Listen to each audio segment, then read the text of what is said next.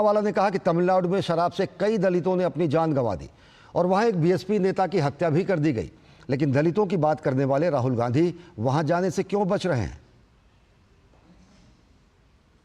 जो दलितों के विषय में बहुत बोलते हैं, जो अलग अलग राज्यों में दौरा करने चले जाते हैं, कभी हाथरस, कहीं मणिपुर, वो ना तमिलनाडु पहुंच पा रहे हैं, ना तमिलनाडु में आर्मस्ट्रॉन्ग के परिवार के पास, ना कल्लाकुरिची के पास। आज राहुल गांधी जी से सवाल है कि अगर वो दलित के बारे में चिंतन करते हैं, यदि नॉर्थ साउथ के विषय पे उन्होंने इतना कुछ बोला है, तो तमिलनाडु के कल्लाकुरिची के 65 दलित और आर्मस्ट्रॉन्ग के परिवार से कब मिलने जाएंगे और कब सीबीआई की जांच की मांग करेंगे? और इस बीच बड़ी खबर आ रही है नीट यूजी परीक्षा से जुड़ी हुई ये खबर है। और नीट यूजी परीक्षा से जुड़ी सभी याचिकाओं पर सुप्रीम कोर्ट में आज की सुनवाई पूरी हो गई है। नीट यूजी परीक्षा से जुड़ी सभी याचिकाओं पर सुप्रीम कोर्ट में सुनवाई आज पूरी हुई। आज की सुनवाई और अगली सुनवाई गुरुवार 11 जुलाई को होगी। सीबीआई को बुधवार 5 बजे तक जवाब दाखिल करने का समय दिया गया है। और इस खबर पर और अधिक जानकारी देने के लिए हमारे साथ जुड़ रहे हमारे संवाददाता विकास सारथी।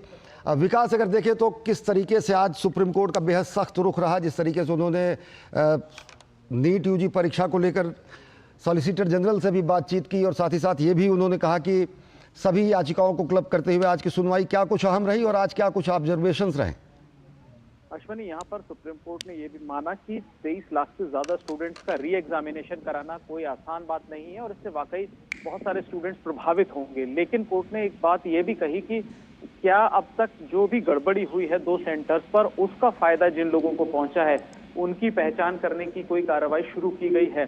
कोर्ट ने कहा कि जो भी गड़बड़ी हुई है, जिनके आरोप लगाए गए हैं, उससे लाभार्थी पहचान करनी होगी। और ये भी कोर्ट ने पूछा कि ऐसे कितने स्टूडेंट्स का क्या रिजल्ट रोका है एनटीए ने। ये सारी जानकारी अब आप जैसा कह रहे थे कि 5 तारीख तक माफ कीजिएगा 5 बजे तक ये केंद्र को, सीबीआई को, इन सब एनटीए को अपने जवाब देने हैं बुधवार को 5 बजे तक। और बृहस्पतिवार को सुप्रीम कोर्ट दोबारा इस मामले पर सुनवाई करेगा।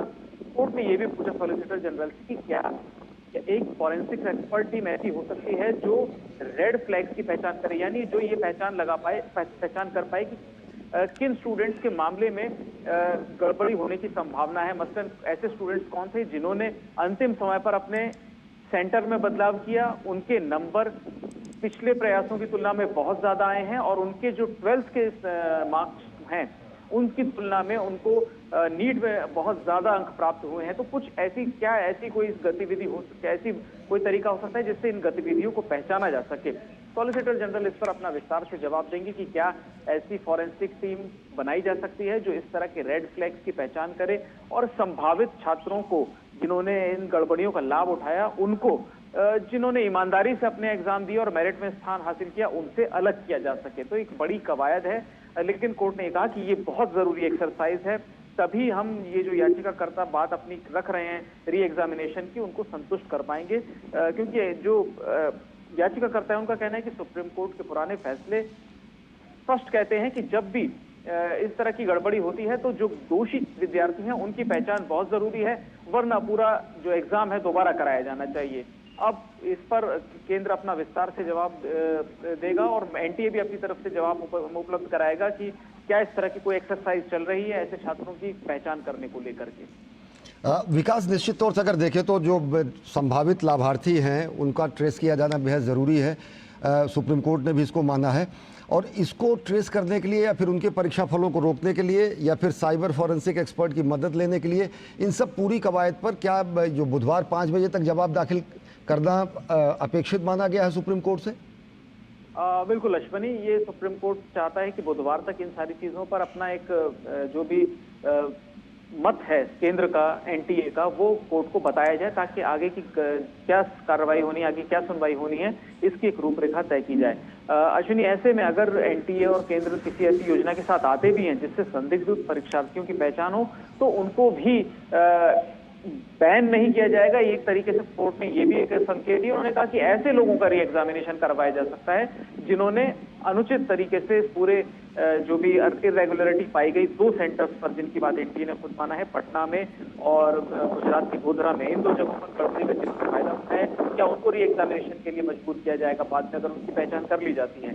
ये सारी चीजें किस तरह से आगे बढ़ेंगी ये बृहस्पतिवार की सुनवाई के बाद साफ होगा। लेकिन सैद्धांतिक रूप से कोर्ट का ये मानना है कि 23 लाख लोगों की परीक्षा कराना कोई आसान काम नहीं है और इससे बहुत सारे जेन्युइन स्टूडेंट्स का जो इंटरेस्ट है वो भी प्रभावित होता है, लेकिन दोषियों की पहचान किया जाना भी उतना ही जरूरी है।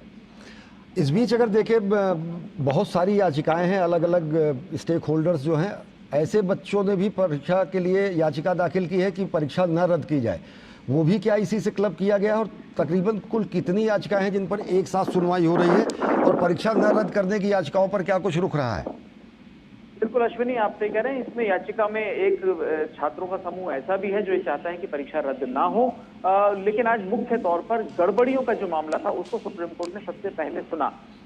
इन लोगों का क्या मत है इस पर भी कोर्ट आगे विस्तार से सुनवाई करेगा। जो छात्र कह रहे हैं कि उनको दोबारा परीक्षा देने के लिए मजबूर ना किया जाए, जाहिर है ऐसे छात्र जिनको मेरिट में अच्छा स्थान मिला है वो नहीं चाहते हैं कि दोबारा से परीक्षा हो, क्योंकि दोबारा परीक्षा में उनको वो चांस मिलेगा ही नहीं मिलेगा कोई निश्चित तौर पे नहीं कह सकता।